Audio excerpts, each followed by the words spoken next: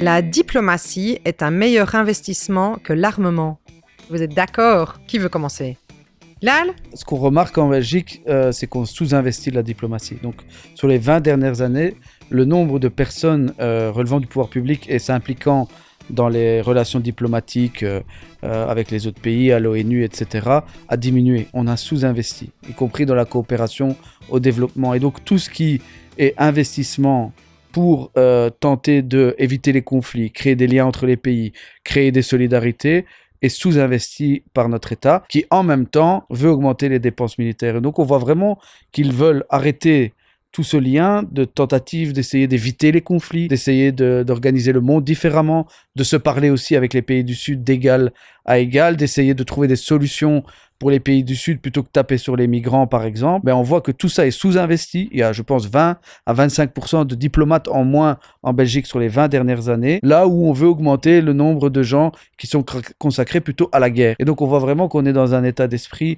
il faut investir dans la diplomatie. Toutes les initiatives de paix doivent être soutenues et je pense qu'à chaque fois que des initiatives de paix sont prises, le mouvement syndical international doit les soutenir, que ce soit pour résoudre le conflit en Ukraine, que ce soit pour faire arrêter le conflit, le génocide à Gaza. Toutes les initiatives diplomatiques, on voit qu'Israël a cassé les initiatives diplomatiques, le peu d'initiatives diplomatiques qu'il y avait pour essayer de libérer les otages, là où notre gouvernement met des conditions impossibles à la reconnaissance de l'État palestinien, pour la même raison que ces otages. On voit même que c'est complètement aberrant, puisqu'Israël lui-même attaque toutes les possibilités de sortir ses otages et de sauver ses otages. Et donc, on doit investir dans la diplomatie. Et le plus grand mouvement de diplomatie internationale, c'est le syndicat.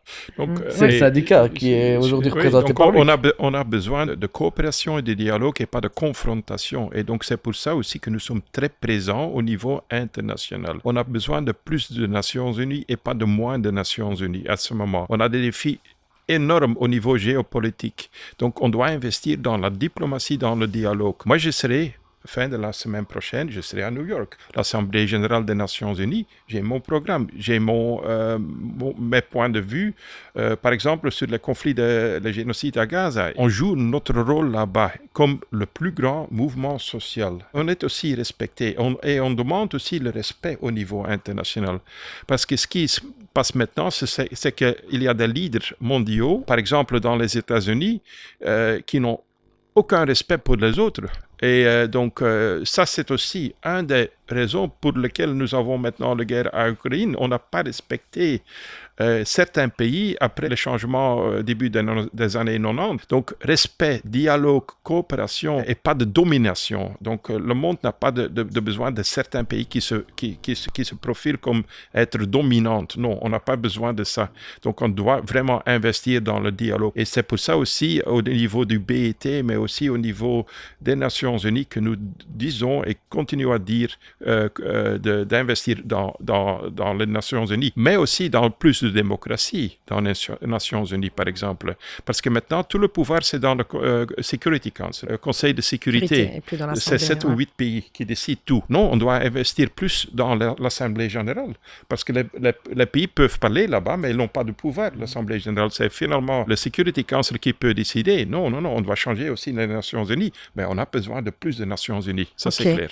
Encore un mot, il a les pieds, on va avancer. À la Belgique, mais à l'Europe de manière générale, on doit aussi arrêter de s'enfermer dans des alliances internationales unilatérales comme l'OTAN, qui nous enferment dans des logiques de guerre. On doit s'ouvrir sur ce qui se passe avec les BRICS, avec les pays émergents. On doit être un continent de l'ouverture. Évidemment, pas fermer la porte à nos alliés historiques du camp occidental, comme on l'appelle de manière fausse, mais aussi s'ouvrir avec la Chine, l'Inde, l'Afrique du Sud, le Brésil, qui ont aussi une autre voix à porter. On a vu avec le conflit aujourd'hui que ces pays-là dénoncent l'hypocrisie des pays occidentaux comme le nôtre. On doit s'ouvrir avec d'autres alliances beaucoup plus larges et d'égal à égal avec aussi les pays du Sud. Et ça, c'est important. La Belgique s'enferme dans une alliance unilatérale au sein de l'OTAN qui nous mène vers la guerre, le conflit et une désillusion totale pour les peuples européens. Par exemple, dans le BRICS, nous avons un forum syndical et je suis là chaque année. Et c'est très actif avec les Brésiliens, avec les Russes, avec les Chinois. J'ai beaucoup de rencontres avec les Chinois, mais aussi même aujourd'hui